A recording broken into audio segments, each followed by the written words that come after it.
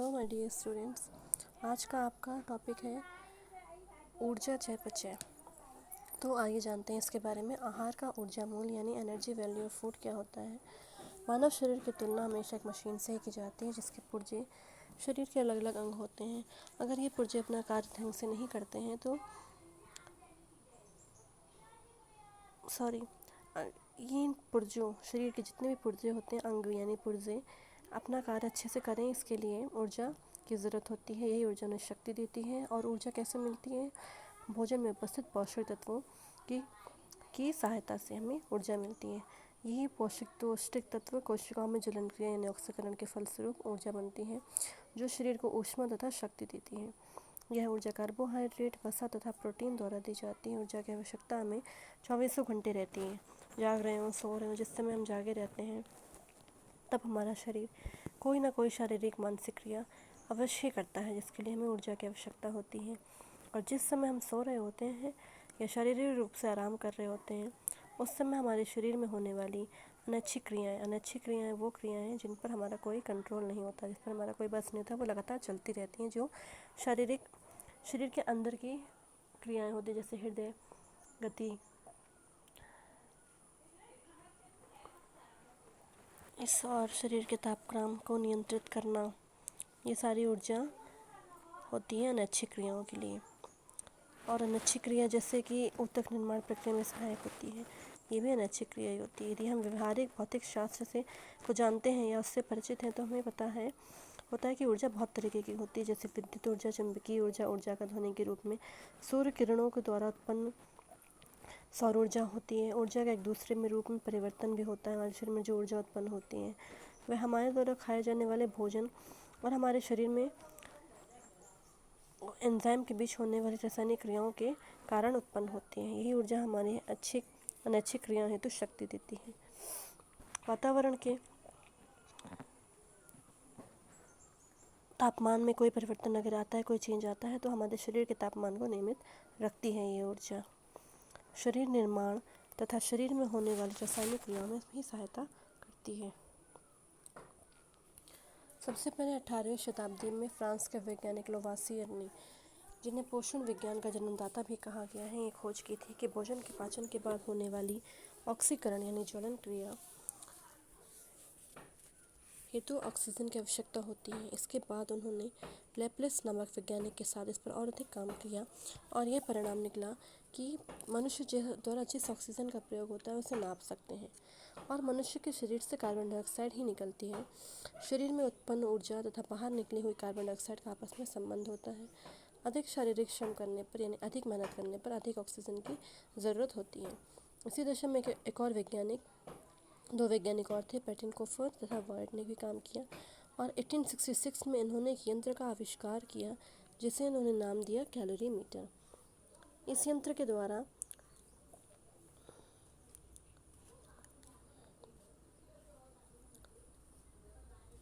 शरीर में जो उत्पन्न ऊर्जा होती है उसको नापा जा सकता है। इन दोनों वैज्ञानिकों ने अपने यंत्र के प्रयोग के लिए एक व्यक्ति को लिया परीक्षण के लिए, जिसमें उन्होंने 24 घंटे तक कोई भोजन नहीं दिया और अपने कैलोरीमीटर यंत्र द्वारा उसके क्या नापा कि उसके व्यक्ति के शरीर में उत्पन्न ऊर्जा कितनी है, उसके द्वारा निष्कासित कार्बन डाइऑक्साइड की मात्रा तथा उसके मूत्र में नाइट्रोजन की मात्रा। इसके बाद अमेरिका के वैज्ञानिक अटवाटर ने भी अनेक प्रयोग किए, करीब 100 व्यक्तियों पर प्रयोग करके सिद्ध किया कि हमारे भोजन का शरीर में उत्पन्न ऊर्जा ऑक्सीजन तथा कार्बन डाइऑक्साइड का आपस में बहुत गहरा संबंध है। और इसके बाद बहुत सारे वैज्ञानिकों ने भी आगे इस पर काम किया, जैसे Henry Armsby, Francis Benedict, Leonard Maynard, Karl Voit Rubner ने ऊर्जा चयापचय पर काम किया। अब इसके परिभाषा को जानते हैं। शारीरिक श्रम करने के लिए हमें जिस शक्ति की आवश्यकता होती है उसको ऊर्जा कहा जाता है और यह हमारा मानव शरीर ऊर्जा भोजन के रूप में खाए जाने वाले भोज्य पदार्थों से प्राप्त करता है। कार्बोहाइड्रेट, वसा, प्रोटीन, ये तीनों पौष्टिक तत्व ही शरीर में ऊर्जा उत्पन्न करते हैं। कौन कौन से पौष्टिक तत्व ऊर्जा उत्पन्न करते हैं? कार्बोहाइड्रेट, वसा तथा प्रोटीन। शरीर की कोशिकाओं में ऑक्सीजन तथा एंजाइम की उपस्थिति में इन पौष्टिक तत्वों का ऑक्सीकरण होता है, जिससे ज्वलन क्रिया या ऑक्सीकरण क्रिया कहते हैं। जब पौष्टिक तत्वों का ऑक्सीकरण होता है तो उसे ज्वलन क्रिया कहते हैं या ऑक्सीकरण क्रिया भी कहते हैं। इसी क्रिया के कारण फलस्वरूप परिणाम स्वरूप ऊष्मा तथा कार्बन डाइऑक्साइड मुख्य पदार्थ बनते हैं, जैसा कि आप देख सकते हैं इस रासायनिक क्रिया में। अब कैलोरीमेट्री क्या होता है? ये एक ऐसा यंत्र जिससे यंत्र द्वारा शरीर में उत्पन्न ऊर्जा तथा शरीर के द्वारा व्यय हुई ऊर्जा को नापा जाता है। इस यंत्र से शरीर में उत्पन्न ऊर्जा, व्यय ऊर्जा, ऊर्जा मांग, भोज्य पदार्थों में कितनी ऊर्जा है, ये सबको जाना जा सकता है। कैलोरीमेट्री दो प्रकार की होती है, प्रत्यक्ष कैलोरीमीटर और अप्रत्यक्ष कैलोरीमीटर। प्रत्यक्ष कैलोरीमीटर में इस कैलोरीमीटर को वैज्ञानिकों के नाम पर तथा इस प्रक्रिया के नाम पर रोसा तथा वाटर का शोषण कैलोरीमीटर भी कहा जाता है। इस यंत्र के द्वारा जो प्रयोग किए गए उनसे दो कंक्लूजन निकले। पहला है, जिस शरीर में ऊर्जा नष्ट नहीं होती क्योंकि भोजन द्वारा प्राप्त ऊष्मा तथा शरीर द्वारा व्यय ऊर्जा बराबर होती है। ऊर्जा मतलब कभी नष्ट नहीं होती है। और शरीर द्वारा व्यय की गई ऊर्जा सांस द्वारा ली गई ऊर्जा के बराबर होती है। जितनी हम ऊर्जा व्यय करते हैं उतनी ही हम सांस द्वारा अंदर ले लेते हैं।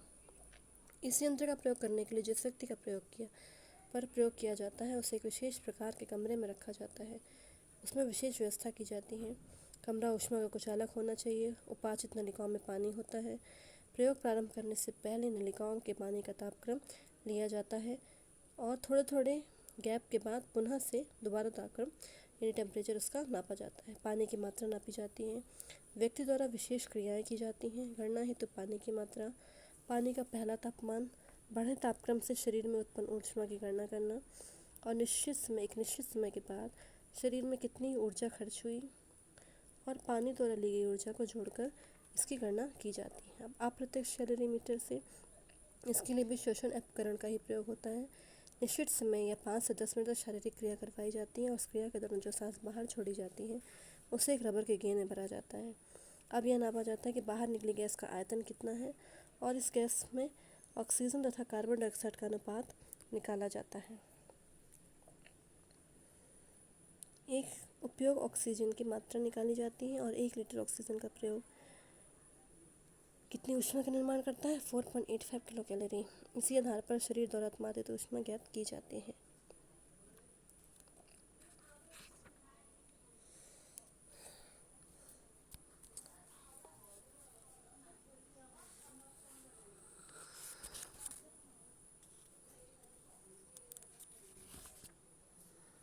कैलोरी मांग को प्रभावित करने वाले तत्व होते हैं उम्र तथा शारीरिक वृद्धि। जैसे जैसे हमारी उम्र बढ़ती है वैसे वैसे हमारी ऊर्जा की मांग कम हो जाती है। बाल्यावस्था, किशोरावस्था में वृद्धि विकास के लिए अधिक ऊर्जा की आवश्यकता होती है क्योंकि इसमें शरीर का निर्माण बहुत तेज़ी से होता है। तंतुओं का निर्माण होता है, ऊतकों का निर्माण होता है, सब कुछ बहुत क्रियाशील होता है इस समय शरीर, तो इसके लिए अधिक ऊर्जा की ज़रूरत होती है।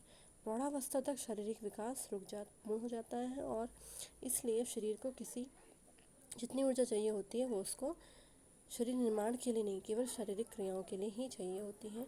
और इस उम्र में आंतरिक क्रियाएं भी सीमित हो जाती हैं तो निश्चित कैलोरी की ज़रूरत होती है। 1 से 5 वर्ष तक तीव्र शारीरिक वृद्धि होती है, इसलिए ऊष्मा भी ज़्यादा चाहिए होती है। जन्म से किशोरावस्था तक लगातार शारीरिक वृद्धि के कारण अधिक ऊष्मा की ज़रूरत होती है। प्रौढ़ावस्था में ऊर्जा मांग एक सी हो जाती है और वृद्धावस्था में कोई भी शारीरिक वृद्धि नहीं होती है। शारीरिक अंग कमज़ोर हो जाते हैं, कार्य क्षमता कम हो जाती है, रासायनिक क्रियाएं धीमी और कम हो जाती हैं, शरीर की कैलोरी मांग भी कम हो जाती है। 70 वर्ष से ऊपर पुरुष को 2000 कैलोरी और स्त्री को 1700 कैलोरी ही चाहिए होती है। व्यवसाय में साधारण क्रियाशीलता के अंतर्गत वे लोग आते हैं जो दिमागी कार्य करते हैं, शारीरिक श्रम नहीं करते हैं। मध्यम क्रियाशीलता में वे जो दिमागी कार्य तो करते हैं, उसके साथ थोड़ा दिमागी कार्य के साथ साथ शारीरिक श्रम भी करते हैं थोड़ा थोड़ा। अत्यधिक क्रियाशीलता में वे व्यक्ति आ जाते हैं जो शारीरिक मेहनत ज़्यादा करते हैं, अतः इनके शरीर में बाह्य आंतरिक दोनों अंग अधिक क्रियाशील होते हैं। कम क्रियाशीलता में पुरुष को 2400 कैलोरी और स्त्री को 2100 कैलोरी। मध्यम क्रियाशीलता वाले पुरुष 2800 कैलोरी और स्त्री को 2400 कैलोरी चाहिए होती है। अधिक क्रियाशीलता जो बहुत हार्ड वर्क करते हैं उनके लिए पुरुषों में 3900 कैलोरी और स्त्रियों के लिए 2800 कैलोरी की आवश्यकता होती है। यह भी देखा जाता है कि जब मनुष्य प्रारंभ में कोई काम करता है तो काम का सही तरीका न जानने के कारण उसकी शक्ति अधिक खर्च होती है, अतः अधिक ऊर्जा ज़रूरत चाहिए होती है। पर जब वह काम में दक्ष हो जाता है यानी पूरी तरह अपने वर्क में स्किल्ड प्रोफिशिएंसी हो जाती है तो उसका शारीरिक श्रम कम लगता है, ऊर्जा की मांग कम हो जाती है। यदि हम किसी कार्य को तीव्र गति से करते हैं तो कैलोरी मांग बढ़ जाती है। काम करने की गति कम करने पर देर से थकते हैं तो कैलोरी मांग भी कम हो जाती है। जलवायु के अनुसार बदलते मौसम के कारण कैलोरी मांग बदलती रहती है। ठंडी जलवायु में शरीर के तापक्रम को नियमित करने के लिए शरीर को अधिक ऊर्जा की आवश्यकता होती है, इसलिए कैलोरी मांग बढ़ जाती है। और कम गर्म जलवायु में शरीर के तापमान को नियंत्रित करने हेतु अधिक ऊर्जा की आवश्यकता नहीं होती, शारीरिक क्रियाशीलता कम हो जाती है, जिसके कारण कैलोरी की मांग कम हो जाती है। यौन लिंग अंतर के कारण भी कैलोरी मांग प्रभावित होती है। जब यौन परिवर्तन प्रारंभ होता है तो कैलोरी मांग में अंतर आ जाता है। यदि हम इसके कारणों पर ध्यान दें तो किशोरावस्था प्रारंभ होते ही किशोर किशोरियों की अपेक्षा अधिक क्रियाशील हो जाते हैं। लड़कियों का अधिक समय घर में बीतने लगता है, जिससे उनकी क्रियाशीलता में कमी आ जाती है। एक उम्र के होते हैं स्त्री पुरुष दोनों, पर उनके शरीर के वजन में अंतर होता है। कैलोरी मांग शरीर के वजन से भी प्रभावित होती है। विशेष अवस्थाओं में भी कैलोरी मांग या तो घट जाती है या बढ़ जाती है। जैसे गर्भावस्था में बहुत तेज़ी से विकास होता है, भ्रूण का विकास अति तीव्र गति से होता है, इसलिए गर्भवती स्त्री को साधारण स्त्री की अपेक्षा अधिक ऊर्जा की आवश्यकता होती है। धात्री अवस्था में भी जब वह बच्चे को दूध पिलाती है तो उसको बहुत अधिक ऊर्जा चाहिए होती है। गर्भावस्था से भी अधिक ऊर्जा धात्री अवस्था में आवश्यकता होती है। Thank you.